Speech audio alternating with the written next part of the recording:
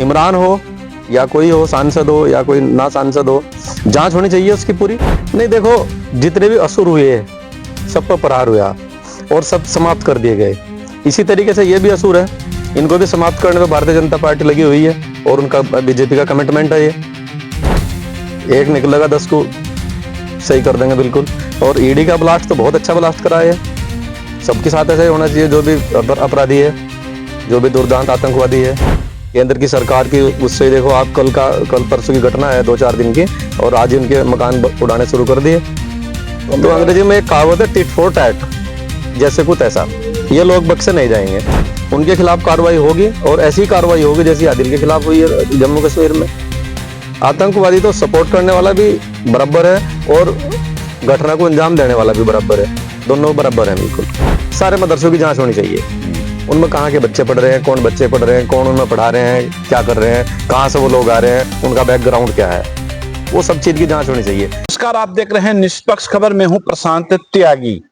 जिस तरीके से दिल्ली ब्लास्ट के तार अब सहारनपुर से जुड़ते नजर आ रहे हैं और सहारनपुर से डॉक्टर आदिल को गिरफ्तार किया है। देर रात जो भारतीय सुरक्षा बल है उन्होंने आतंकी जो उमर नबी है उसके मकान को भी ईडी ब्लास्ट से उड़ा दिया है। तो एक बड़ी कार्रवाई आतंक के खिलाफ भारत सरकार की, और इसको लेकर प्रधानमंत्री नरेंद्र मोदी ने 2 दिन पहले ही कहा था कि हमलावर कोई भी हो, आतंकी कोई भी हो, उसको हम छोड़ेंगे नहीं और एक ऐसा सबक सिखाएंगे कि भारत से अब आतंकवाद को खत्म करना ही हमारा मुख्य उद्देश्य है। तो मोदी सरकार की आतंक के खिलाफ बड़ी लड़ाई, और सहारनपुर से जिस तरीके से उसके तार जुड़े, सहारनपुर से कुछ लोगों को हिरासत में लिया है और डॉक्टर आदिल जिस पर आरोप है कि वो एक तरीके से एक नेटवर्क पूरा वो खड़ा कर रहा था और कहीं ना कहीं करोड़ों रुपए की ट्रांजैक्शन उसके अकाउंट में भी पाई गई है। इसी मुद्दे पर हम बात करेंगे कि सहारनपुर में आतंक की दस्तक कैसे ये मुनासिब हुआ कि एक डॉक्टर आदिल जो आतंकी घटनाओं में सीधे सीधे शामिल था, और मिशन 6 दिसंबर की क्या कहानी थी कि 6 दिसंबर को एक स्थान पर नहीं, एक साथ 27 स्थानों पर ब्लास्ट होने थे, जिसको लेकर जो जैसे कि एजेंसियों का दावा भी है और उसके लिए गाड़ियां भी खरीदी गई थी। तो इसी मुद्दे पर हम बात करेंगे। भाजपा नेता प्रदीप त्यागी हमारे साथ हैं, भाजपा के पुराने नेता हैं, और सहारनपुर में इस समय भाजपा के 5 विधायक हैं और एमएलसी हैं। पूरा गढ़ भाजपा का है। तो भाजपा के गढ़ में जो आतंक की एंट्री है इसको लेकर हम बात करेंगे। नमस्कार वैसा। नमस्कार, कैसे हैं आप? मैं बिल्कुल एकदम बढ़िया। मैं बात करूंगा जिस तरीके से जी सहारनपुर में आतंक की एंट्री भाजपा सरकार के शासन में इस तरीके से एक डॉक्टर आदिल नाम की पकड़ा जाता है, जो एक जिसको चिकित्सक सफेद कोट की आड़ में आतंक को जो फैला रहा था, इसको लेकर आप क्या कहेंगे?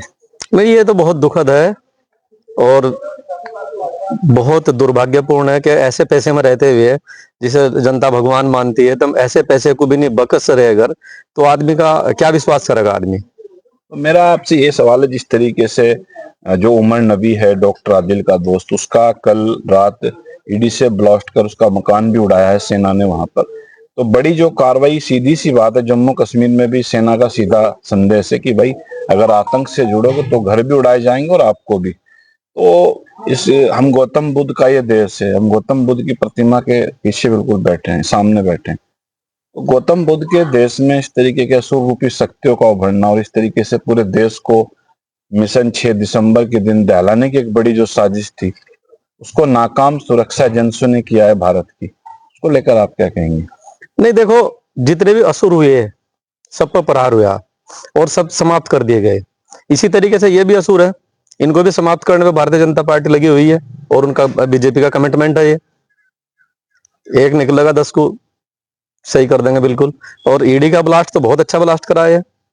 सबके साथ ऐसा ही होना चाहिए, जो भी अपराधी है, जो भी दुर्दांत आतंकवादी है। तो मेरा आपसे यही सवाल है, जिस तरीके से सहारनपुर की मैं बात करूं, डॉक्टर आदिल को यहाँ से गिरफ्तार किया गया, जो डॉक्टर जिसको जनता मानती थी, उसने पूरी एक स्लीपर सेल सहारनपुर के अंदर एक खड़ी की। तो सहारनपुर का अपना एक महत्व है कि यहाँ से आप चले जाओगे 25 से 30 किलोमीटर रुड़की कैंट, आर्मी का पूरा छावनी क्षेत्र, 7 से 8 किलोमीटर अंबाला रोड पर जहाँ हॉस्पिटल था, वहां से 10 से 12 किलोमीटर सेना का एयरबेस है।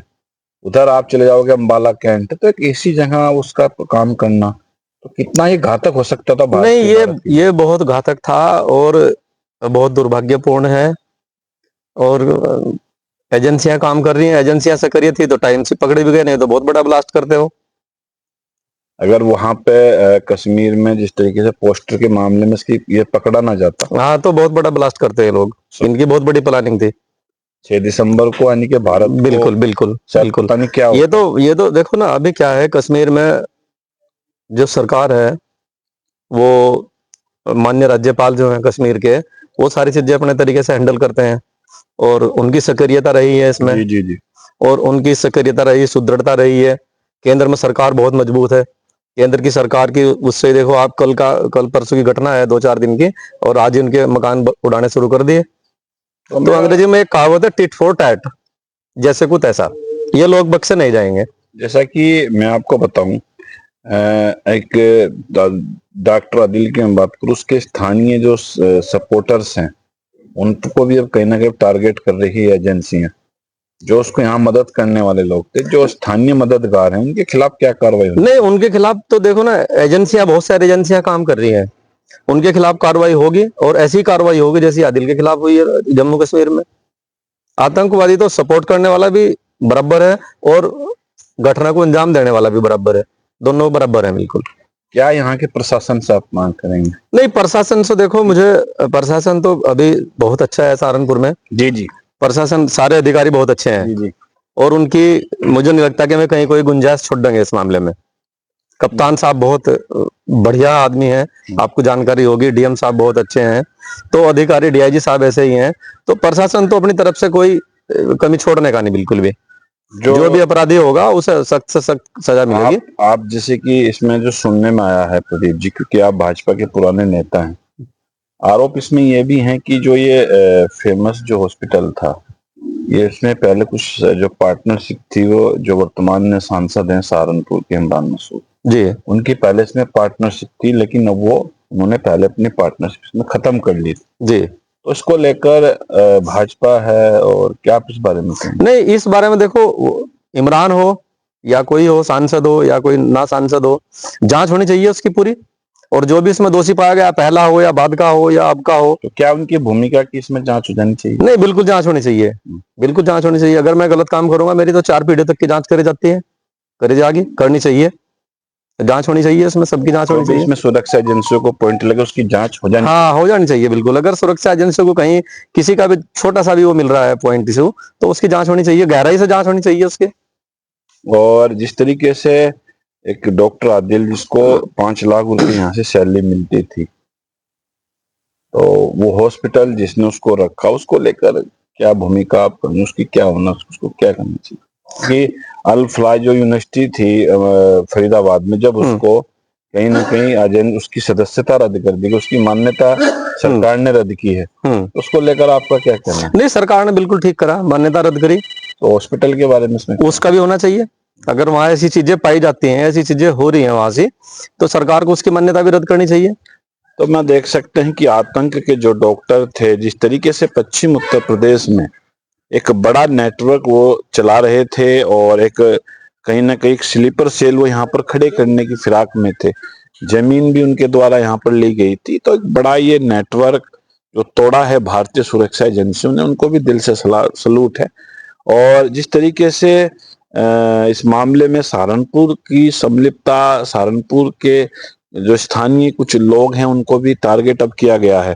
एक तो आज बिहार का चुनाव का रिजल्ट आया, आपकी सरकार वहाँ बिल्कुल बिल्कुल अच्छे इंडिया गठबंधन एक अच्छी प्रोग्रेस पर आपका गया है जी। तो उसके लिए आपको बधाई पहले आपको भी सबको। तो बिहार की जीत का आप श्रेय किसको देंगे? नहीं, बिहार की जीत का श्रेय विकास है। वहां जो सरकार, केंद्र सरकार द्वारा, राज्य सरकार द्वारा जो विकास कार्य कराए गए हैं, जीत का श्रेय उनको, माननीय मोदी जी को है, जिनका जबरदस्त प्रबंधन रहा है वहां से। और जो जितने लोग वहां लगे हुए थे चुनाव में, उन सभी लोगों की सक्रियता रही है, उन सभी लोगों ने वहां मेहनत करी है। और जो मेन है वो तो वहां के विकास है। पब्लिक ने विकास के मुद्दे पर वोट दी। तो मेरा प्रदीप जी, विकास के मुद्दे पर वहां वोट दी है, तो एक वीडियो प्रदीप जी बड़ी वायरल हुई सहारनपुर में कुछ दिनों, आपके सरकार के मंत्री थे, पीडब्ल्यूडी और सांसद इमरान मसूद के गले मिलने को लेकर एक शब्द उन्होंने कहा था कि जब वो गले मिल रहे थे सांसद जी से, ये कल वीडियो वायरल होगी और इसमें ये कहा जाएगा कि ये रिश्ता क्या कहलाता है। मंत्री जी, आपकी सरकार के जब ये क्या इमरान मसूद के गले मिलते वे कहते हैं कि ये रिश्ता क्या कहलाता है, तो कैसा आपको फील हुआ, क्योंकि आप भाजपा के कार्यकर्ता? नहीं देखो, मुझे उसके बारे में ज्यादा जानकारी नहीं। और दूसरी बात, एक प्रोटोकॉल होता है, प्रोटोकॉल में यदि हम आज सांसद है इमरान, तो स्वाभाविक है उसका वहां रहना प्रोटोकॉल के अंदर, बाकी वैसे नहीं प्रोटोकॉल के अंदर। पिछली बार जब कभी हमारी सरकार नहीं थी, जब समाजवादी की सरकार थी या बसपा की सरकार थी, तो हमारे जनप्रतिनिधि हुआ करते थे सांसद, जो मतलब पूर्व सांसद है राघव लखनपाल जी, उनको भी बुलाया जाता था।